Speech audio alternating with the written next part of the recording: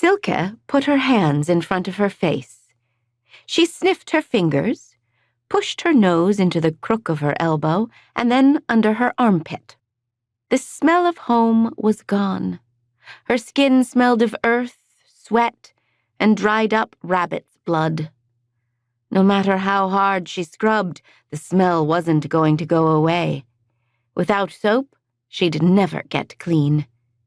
On her way back to the sleeping hollow, she'd come across a small pool tucked into the shadow of a beech tree. She'd undressed and now sat shivering in the muddy water. It had been exactly 31 days since she and Janis had left Holderstedt. She kept a tally. Not that she had anything to write with.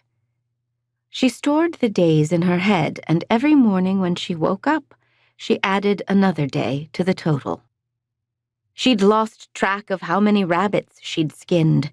Big, small, brown, and gray.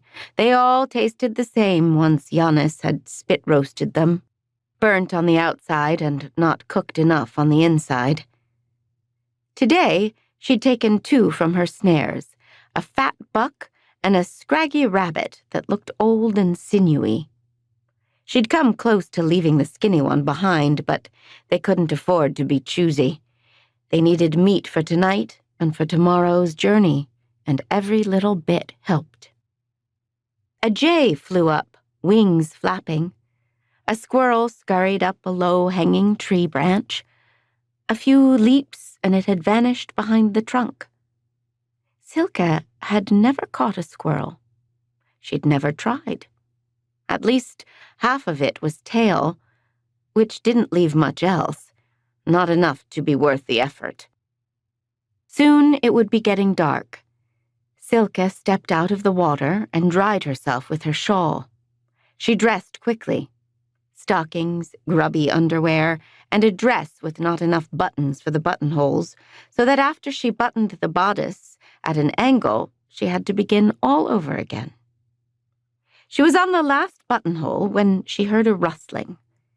Something was stirring in the undergrowth, a large creature moving to and fro. A deer, Silke thought, or maybe a fox, drawn by the smell of dead rabbits. From within the green depths came the screech of a blackbird sounding the alarm, and then a hacking cough. Silke listened. Still more rustling.